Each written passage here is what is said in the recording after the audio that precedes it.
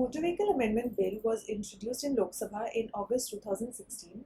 The bill amends the Motor Vehicles Act of 1988 to address issues around third-party insurance, regulation of taxi aggregators, and several other issues around road safety. In this video, we present a few issues around the bill. Currently, under the 1988 Act, third-party insurance is compulsory for all motor vehicles and the liability of the third-party insurer is unlimited. This means that in case of an accident, the insurer has to cover the entire amount of compensation as decided by the courts. Currently, compensation amounts are calculated by courts on the basis of several factors such as age, earning capability of the victim, and may go up to several crore rupees. The bill caps the maximum liability for third-party insurance in case of a motor vehicle accident at Rs 10 lakh in case of death and at 5 lakh rupees in case of grievous injury of the victim. This implies that insurance companies are liable to pay only up to these specified amounts. In cases where courts award compensation amounts than these specified limits, it is unclear who will pay the remaining amount. However, limiting the maximum liability of insurance companies may help limit the steep increases in motor vehicle insurance premiums in the future.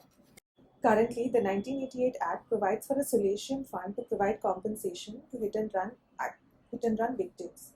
The bill provides for a new motor vehicle accident fund which will also provide for compensation for hit and run accidents in addition to other types of accidents. With the solution fund already existing, the purpose of this new motor vehicle accident fund with regard to hit and run cases in particular is unclear.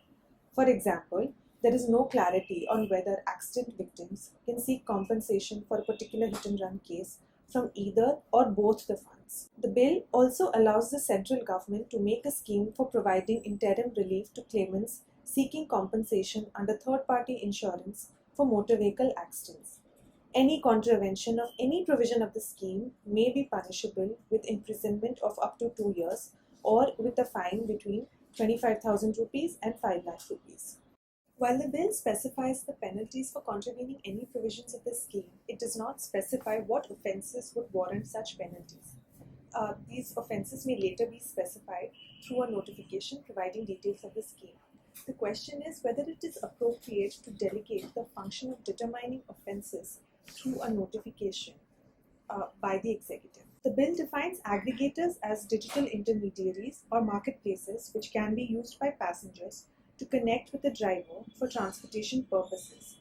State governments will issue licenses to aggregators in conformity with guidelines issued by the central government. However, the bill does not specify what these central government guidelines will cover. Currently, all taxi permits are issued by state transport authorities and states have their own guidelines with regard to taxi operators. With regard to aggregator companies, there may be cases where the state guidelines are at variance with the central government guidelines. In such cases, the central government guidelines will prevail because motor vehicles are in the concurrent list of the Constitution. The bill also mandates state governments to ensure electronic monitoring and enforcement of road safety on highways. This could incur significant costs for states. However, it is unclear who will bear the cost of implementing such safety measures. For more information on the bill, please visit our website www.prsindia.org.